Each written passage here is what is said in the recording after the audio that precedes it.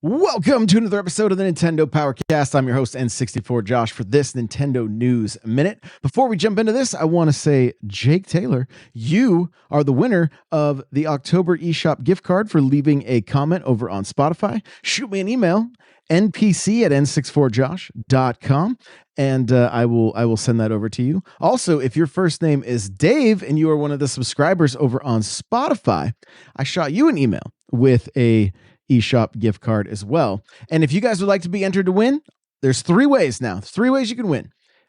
Leave a comment over on Spotify, subscribe on Apple or Spotify, and the new price is $4.99 a month for ad-free episodes, and you get entered to win.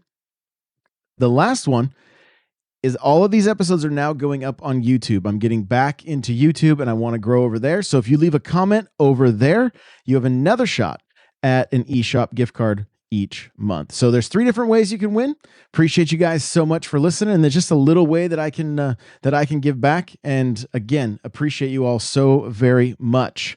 Last night, my shipment of One Shot Energy Focus and Energy Choose, One Shot Focus and One Shot Energy arrived. I'm loving these things. I popped two of them right before the show. I did the focus ones just to kind of keep me on my game a little bit better. And one, they're delicious, and two, I can feel all the B vitamins and everything just flowing. Like I'm feeling good and ready to talk about some Nintendo news. If you would like to pick up some for yourself, head on over to oneshotenergy.com and use the coupon code N64Josh to save 10%. Now, let's jump into the news, shall we? Super Mario RPG Switch is getting a physical, SNES-style instruction manual. If you guys are not seeing the video, if you can't see the video, I'm sorry, first and foremost, because this is rad. I'm so excited for this, you guys. Now, we're seeing the Japanese version here, and the thing worth noting, okay, is we don't know if it's going to get an English version or not. We don't know. That's what the article says here. It says, so physical game manuals have been phased out over the years as part of the return of Super Mario RPG on the Switch next week, Nintendo is releasing a new one. As highlighted by Game Watch, Nintendo has revealed an authentic SNES-style manual based on the original 1996 instruction booklet. It will be available from game retailers and department stores within Japan. Here's a bit more of what is featured inside and is courtesy of Silicon Era. It says the booklet will include an overview of the world of Super Mario RPG, as well as character instructions. It will also include guides for collecting treasure chests and defeating bosses that appear in game, as well as battle mechanics and trivia. The cover looks really cool. The back cover also looks really cool. The article finishes up by saying the catch, it's only confirmed for Japan right now, and there's no mention about whether or not an English version will be released. But if we hear anything, we'll let you know. And I'll be doing the same, guys. The moment I hear, of course, I will let you know. I cannot wait to jump into this one. And I might even take some time next weekend to stream this, because it's been so long since I've been in it. It's going to be like a new experience for me, and it'd be fun just to be able to hang out with you guys on stream and play some games together. So we'll stay tuned for that, because I'm traveling next week, so I got to make sure that it all works out. But we should be good to go. Okay, hold on to your seats, you guys, because surprise, Nintendo is officially working on a live-action Legend of Zelda movie. Shigeru Miyamoto got on X and said, "Hey, this is me, Shigeru Miyamoto," and said we're making a movie. Not only that, he said it's been in the works for years. So let's take a look at what Nintendo Life has to say here. Nintendo has announced that it is working on a live-action Legend of Zelda movie with producer Avi Arad and director Wes Ball. Following the immense success of Super Mario Bros. Movie with Illumination, the Zelda project will this time be distributed by Sony Pictures Entertainment. Interesting. Avi Arad seems to be a reasonably sensible choice for the project. He has worked on the mega hits such as Spider-Man Across the Spider-Verse, Uncharted, and the original Iron Man. Meanwhile, Wes Ball is best known for directing the Maze Runner trilogy and is currently deep in post-production for the upcoming Kingdom of the Planet of the Apes. Bizarrely, Miyamoto has stated on X Twitter that he and Ari Arad have been working on the project for many years. before going on to state that it will take some time until its completion. Hopefully, this means that they have a firm grasp on how the movie should look and feel. And the full announcement from Nintendo, it says the film will be produced by Shigeru Miyamoto, representative director and fellow of Nintendo, and Avi Arad, chairman of Arad Productions, who has produced many mega hit films. The film will be produced by Nintendo and Arad Productions and directed by Wes Ball. The film will also be co-financed by Nintendo and Sony Pictures Entertainment, with more than 50% financed by Nintendo. The theatrical distribution of the film will be done worldwide by Sony Pictures Entertainment, Inc. By producing visual contents of Nintendo IP by itself, Nintendo is creating new opportunities to have people from around the world to access the world of entertainment which Nintendo has built through different means apart from its dedicated game consoles.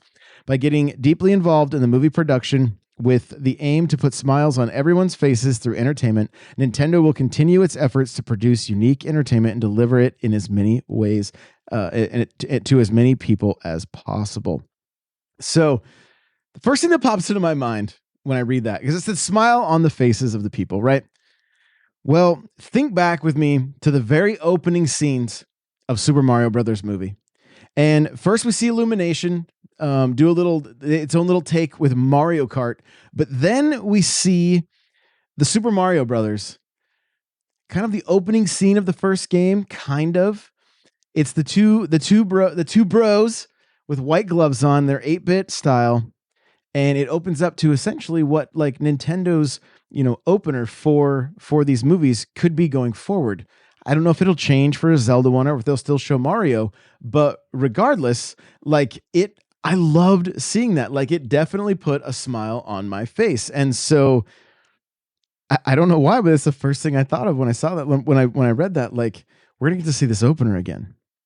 Not to mention, what are we going to do with a live action Zelda? Who are they casting? Well, we're going to get into all of that in the main show this week, I'm sure. We're going to talk about who they should cast and who we think would be crazy for each character. Like, it's going to be a great show. And if you want to be involved in that conversation, this is what I'll do. I'm going to put a post up on n64josh.com talking about the Zelda movie. Leave your comments on who you'd like to see, any of your thoughts, anything over in the comment section on n64josh.com. I will have a link, or I'll have a post up tomorrow talking about the movie and leaving a spot for you guys to leave your comments. I also want to remind everybody that our Devil World little game club, that post is up on n64josh.com as well. And if you played the game and you have any thoughts, share them there. We will be talking about them on tomorrow's show as well.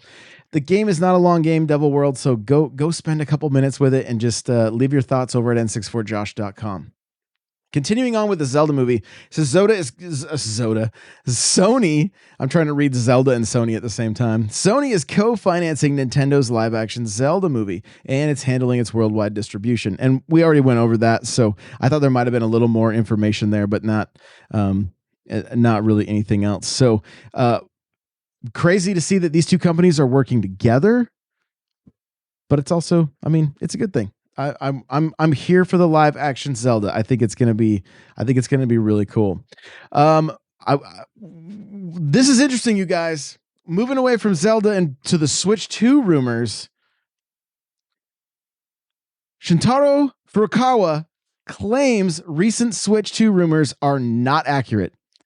Not accurate. So here we go. It says rumors of the Switch successor are popping up by the day, though Nintendo's president, Shintaro Furukawa, seems keen to challenge the accuracy of the claims, thanks Nintendo Everything.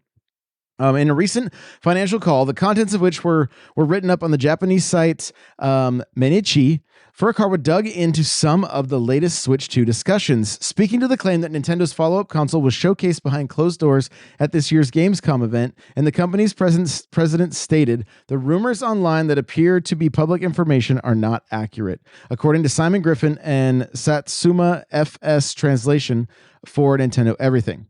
Remember, this rumor stated that certain developers had a chance to see a demo of the next Nintendo system at the Cologne conference this year. A rumor corroborated by both Eurogamer and VGC, and that the console was allegedly capable of running Breath of the Wild at 4K 60 FPS, as well as Epic's The Matrix Awakens Unreal Engine 5 demo. According to Nintendo Everything's translation, Furukawa also took the opportunity to comment at the company's dual screen patent that sparked rumors of the potential Switch 2 design just weeks ago. On this, Furukawa stated the following: "We applied for a patent knowing the information would be made public. This does not necessarily mean we plan to equip future products with this." It's almost like he's trying to throw everybody off the scent of what this next console is going to be. I'm here for it, right? Like, I think it's great. It's just it's to me it's almost like we're in a completely new world when it comes to these console releases, right? Because there's so much leaked information. There's so many of us that are talking about it. They're excited about it. Like, I can't even express to you guys how stoked I am to, like, essentially reboot the Nintendo Powercast with the launch of this new of the new Nintendo system, and just all the hype that kind of comes, that comes with it. But then even hearing the president be like, "Nah, we applied for that, but it doesn't mean we're using it." Like, he's just throwing everybody off the scent. So the article continues. It says, "Now you might read the above comments and want to pull all of the rumor talk and put all the rumor talk to bed, and fair enough. But let's bear in mind that business statements like this are rarely all that simple. It makes a lot of sense that Nintendo would deny or at least challenge rumors this close to the holiday season, as word of an upcoming console runs the risk of damaging sales for the current Switch SKU, as people decide to wait instead of picking one up for Christmas. Let's also not forget that Nintendo has been known to make denials in the past, only for the rumors to then be confirmed a short while later. Remember the official statement that the 3DS would not be getting a redesign? Yeah, our XL models would like to have a word. At the time of writing, we're pretty certain that no official word on Switch 2 will be coming our way this year, as all signs seem to point towards 2024 announcement and maybe release. For the full rundown of everything that we know, consoles so far, including chips, features, and release rumors, be sure to check out our guide below. And they have a good guide of all the rumors and everything. Again, the most important takeaway, especially from those paragraphs there, is that Christmas is right around the corner. The holiday is right around the corner, and Nintendo wants to make as many sales as possible. And their sales numbers are so impressive. So impressive. We're going to be digging into those right after we look at some numbers from Capcom, but it makes sense that they want to kind of, sweep this under the rug. The patent doesn't mean anything. What if we are getting a new dual screen system from Nintendo? What could that mean? Do we see them going that direction? Like, what a curveball if that was happening. And if that's the case, will we be getting back into like a two console world from Nintendo? I can't see that being the case. Now, okay, here's one thing I was thinking about this, like potential like clam shaped console. That what if Nintendo did some kind of digital only console that was strictly essentially like a Game Pass machine, but it had a massive library that included every system, including DS and 3DS, all the first party library games, and then whatever they could get through licensing. What if that's the purpose of this thing? What if it's essentially a streaming machine, but you could still download certain games to play when you weren't connected to the internet for a certain amount of time? I don't know. We come back to me. Let's revisit this when we find out what this patent is about. But that's one direction I could see them going, where it was like, yo, this really isn't for new games, but it's gonna be all for the older games, because we know that's such a popular library. And if we can charge people on a monthly basis to have access to that massive library, maybe that's the direction they go. I don't know. And I'm sure there's going to be some people that don't like that at all. I get it. But that's just where my head went when I saw this machine. I'm like, the success of the Switch does it make sense for them to go back to that kind of a that kind of a machine with the dual screens? I don't know. We'll have to wait and see. And we're dealing with a very, very healthy Nintendo right now, right? There's no question about that. And so they can take the risks that we want them to take and that they can afford to take. So it's a good thing for us as the consumer. Now, Capcom. We're going to get some numbers, all right? Capcom provides updated sales numbers for its various franchises. We're over at mynintendonews.com. And it says Capcom has recently updated its list of platinum titles, which include established video game series such as Monster Hunter and Resident Evil franchises. So let's take a look at the Monster Hunter series. Monster Hunter World, 19.1 million. Monster Hunter Rise, 13.6 million. Monster Hunter World, Iceborne, 10.7 million, and Monster Hunter Rise Sunbreak, 6.5 million. Interesting that's only half the user base got into Sunbreak. I wonder why that is. I wonder if there was a quick fall off on Monster Hunter Rise. I know I didn't play nearly as much of it as I thought I would, and I wonder if others are similar. If you were in that boat, if you didn't play it as much as you thought you were, but you still enjoyed it, let me know in the comments, either on YouTube or on Spotify there. So the Resident Evil series, you got Resident Evil 2 Remake at 13 million, Resident Evil 7 at 12 million, Resident Evil 5 at 8.9 million, Resident Evil 6 at 8.9 million, The Village at 8.7, 3 Remake at 8. Okay. I'm literally reading this list, you guys, and this looks like a list that I probably should have read from the early to mid 2000s, like Resident Evil 2, 4, 5, 6, 7, 0, Revelations 2. Like, what? It's like they have been rehashing their games just over and over again. It's crazy. It's crazy. But I know they do some amazing things with them, but it's like, we got new Street Fighters. There is some, Monster Hunter has some new games, but like, and Resident Evil had, of course, Village and 7, but like they lean hard into those remakes, and it's obviously working for them. So, more power to them. I'm looking, I mean, I'm going to play 4, right? Isn't it in the works right now? I believe that's the case. It'll be the first time I've experienced 4. So, I mean, I'm down. I'm excited for it, but it's just funny looking at the list. It's like Resident Evil 4 PC, Resident Evil 4 PS4, Resident Evil 4. Like, it's just funny to me that there's just so many different variants of the same game, and that they really do well. Honestly, there's good numbers there. So, Devil May Cry series, Devil May Cry 5 is at 7.4 million. Devil May Cry 3 million. Devil May Cry 4 Special Edition 2.5 million. Devil May Cry HD Collection 1.6 million.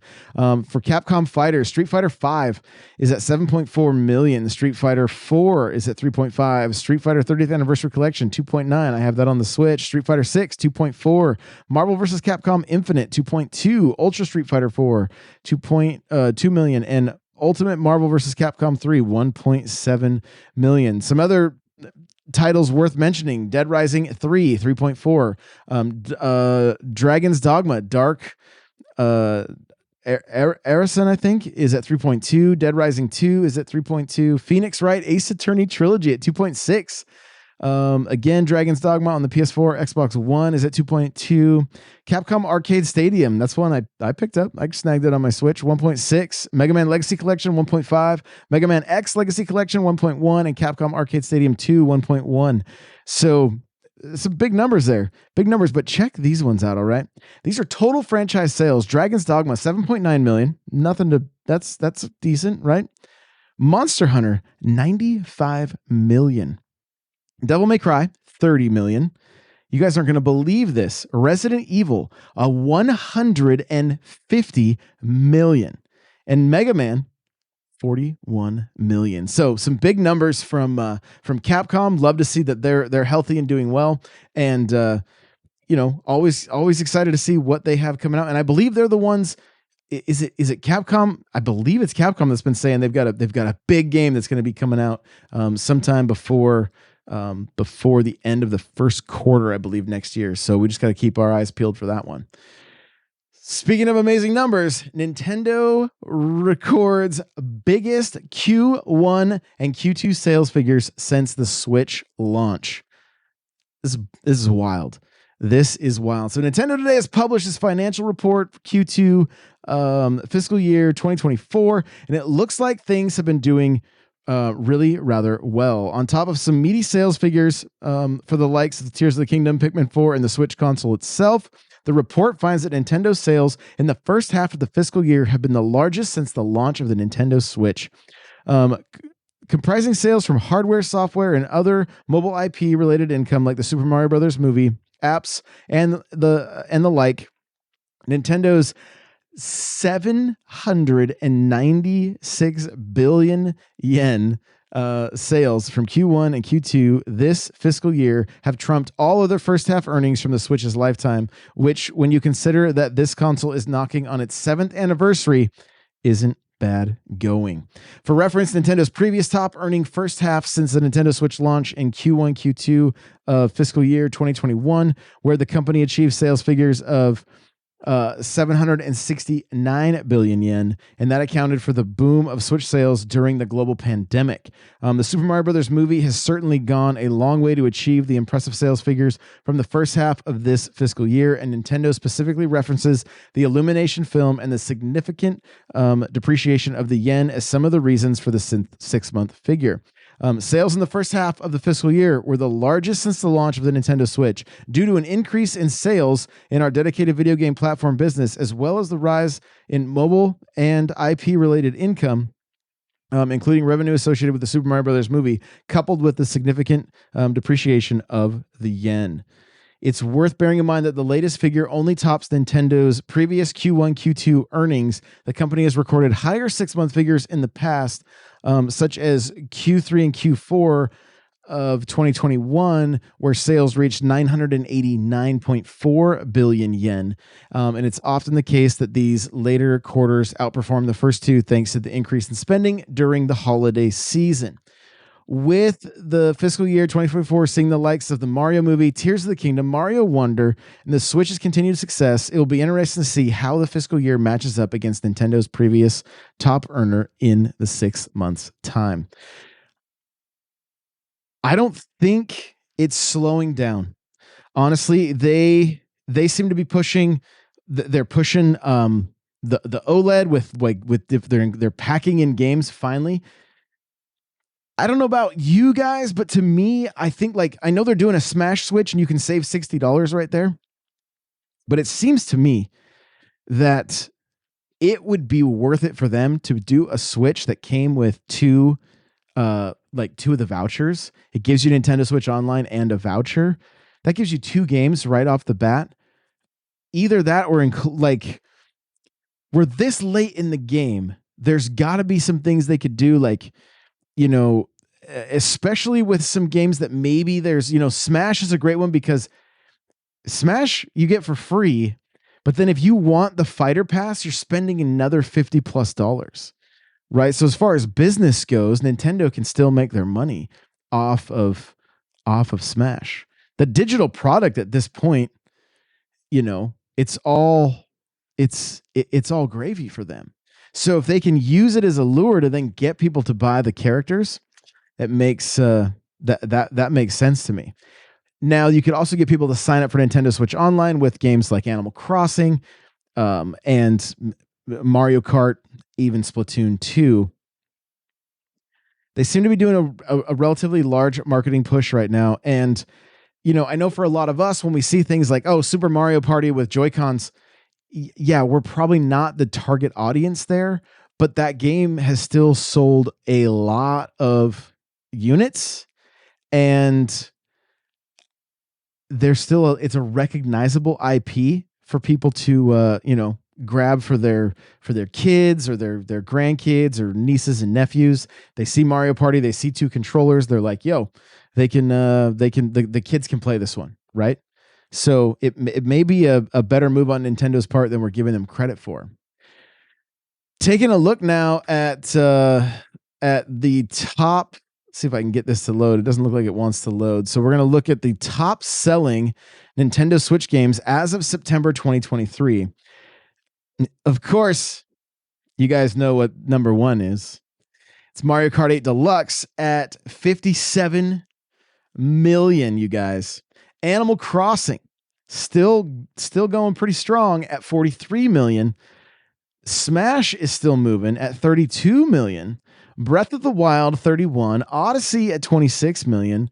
Pokemon Sword and Shield 26, Pokemon Scarlet and Violet 23, Super Mario Party, you guys, like we just talked about, at 19.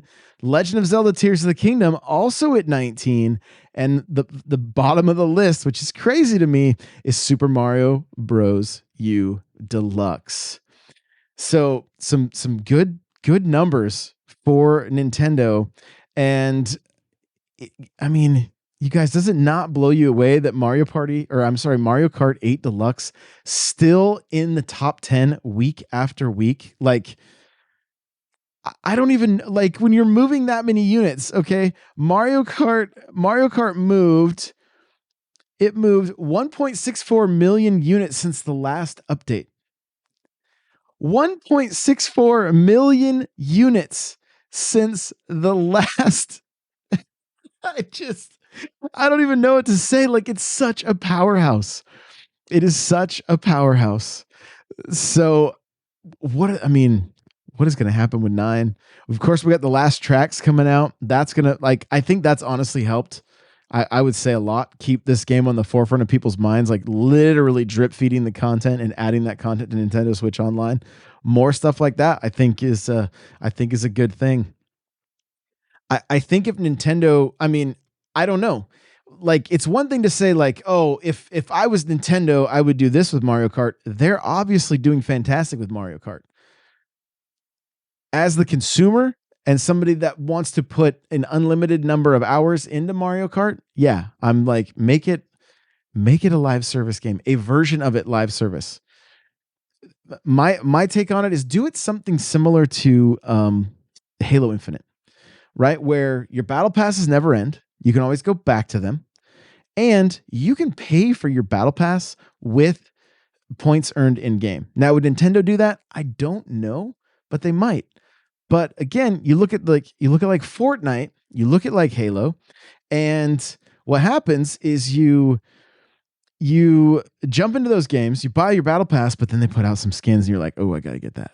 Right? So they still get you. It's good business on their part. But I think if Nintendo did something very fair where it was like, "Hey, at least your battle pass is essentially free month after month once you buy the first one." To me, that seems like a very fair business model. Now, when it comes to their other cosmetics and whatnot, well, that's between you and your bank account. So these games have not slowed down. The only thing that makes, I just wonder what the next system with the way the gaming space is now. What are we going to see? Do we see a transition at all from Nintendo from just the typical hardware, software? Not much for games as a service. Do they change much, or do they stick with this? It's gonna, and I say that, but they still push Minecraft, they still push Fortnite. I don't think Apex really gets talked about much on there, but I talked with somebody recently whose their son plays Switch, and he plays Minecraft and Fortnite every day. Now, unfortunately, he's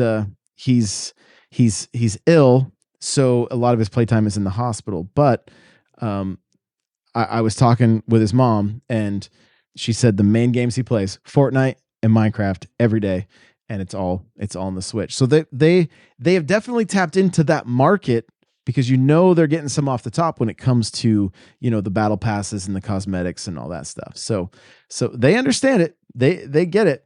When are they going to dip their toes in? Like, really dip their toes in? Well, we're just going to have to wait and see. Now, we've got some confirmed release windows for major upcoming Switch games. And this list goes all the way into summer 2024. Now, does that mean we won't see an announcement for the Switch 2? Absolutely not. There's going to be some overlap. There's no way they can't be. You can also assume fairly, like, I highly doubt we aren't going to have a backwards compatible system with the current hardware. So they'll be able to play both the Switch games and the Switch 2 games on the console. So it works out. The list is extensive, starting on the 17th. Super Mario RPG, another code recollection is on January 19th. Mario vs. Donkey Kong is February 16th. Princess Peach Showtime is March 22nd. Luigi's Mansion 2 is summer 2024. And Paper Mario The Thousand Year Door is also 2024. And then Metroid Prime is, of course, to be announced. Now, what if Paper Mario isn't a Switch game? Or maybe it is, but maybe they've already shown us their hand a little bit. Maybe Paper Mario is a release title for the new system. And so you can decide, do you want to get, Tears, do you want to get Breath of the Wild on the Wii U or on the Switch? You want to get Paper Mario on the Switch or the Switch 2? I think it's a very real possibility that could be one of the games that is, and don't get me wrong, I'm fairly certain Mario Kart 8 Deluxe will come to that second Switch, and they might keep pushing that game potentially for a year or two before we see the release of Mario Kart 9. Do I want that? Of course not. But is that a very real possibility because of the way business works? Absolutely. So we'll just have to wait and see. But nice to see that we have release windows for all these games. I'm looking forward to all of them, really. Princess Peach, I want to play before I really give pass too much judgment on it, because just from looking at it, I wasn't like overly impressed with it, but I'm hoping it surprises me. And honestly, Mario versus Donkey Kong kind of looks awesome from the little bit that I've seen of it as well. So, and of course, I will love to get, like, I'm 3/4 of the way through Luigi's Mansion 2 HD, but I'll play it again on the Switch. And then, Paper Mario is not one that I've ever played, The Thousand Year Door. So really looking forward to that. Like, it's a solid list for me. It is a very solid list. And I mean, if you think about it too, we've just had Detective Pikachu, Super Mario Brothers Wonder, WarioWare Move It, and then of course next week is Super Mario RPG. So Nintendo seems to be going pretty strong, and I think it's a good thing. And again, think about earlier this year, we're like, what is Nintendo doing? That new console must be coming because they're not telling us anything. And then they're like, hey, here you go. Here's the rest of the year. Don't worry. Don't worry. Here's into the middle of next year. Here's till the summertime. So of 2024. It's going to be an exciting year for gaming, especially for Nintendo fans. It's going to be a very, very exciting year, and I'm looking forward to it. So that's going to do it for this episode of the Nintendo Powercast, the Nintendo News Minute. I appreciate you guys so much. Thank you for listening, and we will see you in the next one. Bye now.